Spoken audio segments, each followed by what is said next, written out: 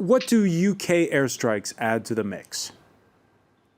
I mean, what do airstrikes add to the mix overall is probably the better question. I think airstrikes have shown over the last almost year and a half that they haven't done anything against ISIS. They haven't really eroded their capabilities, and they haven't really brought ISIS closer to the verge of collapse, as people were thinking a year and a half ago. So British airstrikes will just, for the most part, just add another component to an already existing operation, which is kind of lacking a strategy. So it won't have a significant military impact. It's more about pleasing allies, I would say. But the UK says that they've hit in the last 24 hours oil fields used by ISIS. Isn't that hurting the jihadists?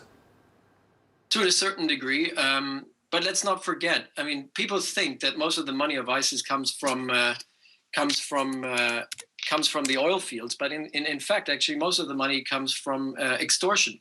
They are a quasi-state entity, which means they have a significant amount of people living in their territory, and they're extracting resources and taxes from these people. The taxes have been rising ever since last year because it's more difficult to basically sell oil on the black market.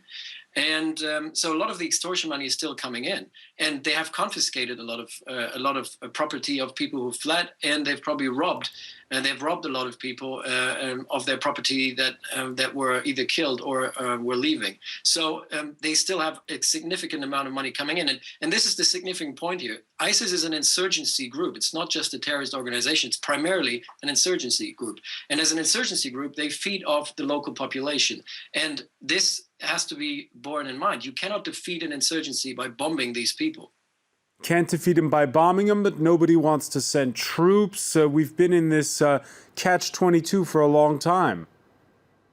Well, it is a catch-22 from a European or Western point of view, because on the one hand, the West was turning a blind eye to Syria for a long period of time, hoping that this problem will solve itself, or at least the problem will remain a regional problem, when in fact it has become a European problem now with all the refugees coming in and with terrorist attacks happening in Europe.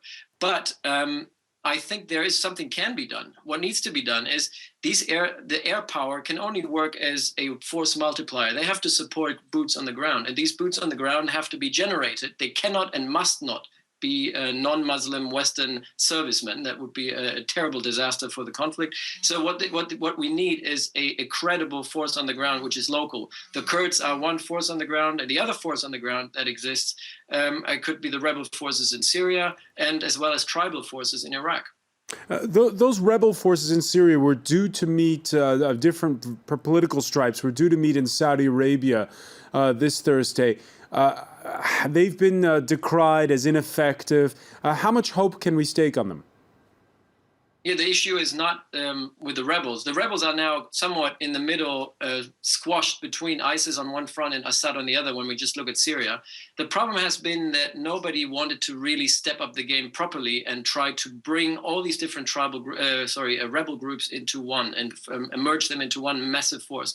Qatar has had their own agenda. Saudi Arabia had another agenda. The US had a different agenda. So the important thing is that all the international community has to stand together and say, look, we identify a set of people, a set of rebel groups that we're going to train, and not just one single group like the Qataris have done or the Americans have done, which is piecemeal in the end of the day. They are probably around 70,000 people, and I believe these numbers are quite accurate. 70,000 people, moderate Islamist or non-Islamist forces that can be trained. They need to be equipped, they need to be financed, and then need to be sent back into battle. This is a process that takes years. It's not something that we can do in 6 weeks and then send them back, because we've seen how that turned out when the Americans tried that. And most importantly, we need the buy-in of local allies. The Americans or the British or the French can't do it themselves. We need the buy-in of the Gulf states. We need the buy-in of Qatar and Saudi Arabia. And for that, both Saudi and Qatar need to be presented with a proper strategy that is lacking at the moment. Qatar and Saudi Arabia have to be presented with a strategy, or they have to take a more of an aggressive stance? They've taken a quite aggressive stand. What many people don't know is, I can speak only for Qatar here, the Qataris have actually had quite a strategy of already back in 2011, early 2012, of building a credible rebel force on the ground, supporting them with arms and financing them. And it was actually the West that basically stop that from happening because they were afraid that some of the money or the weapons would come and end up in the wrong hands.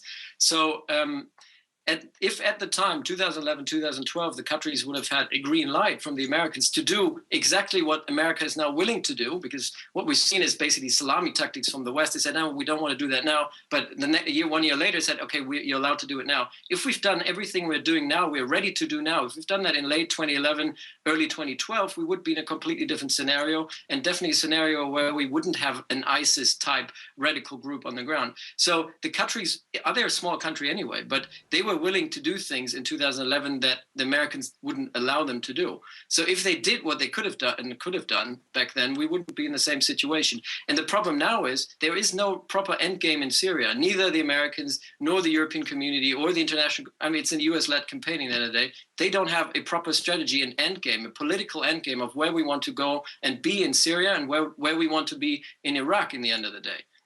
All right, well, much more to say about it. Unfortunately, we're out of time. Andreas Krieg of King's College, many thanks for joining us.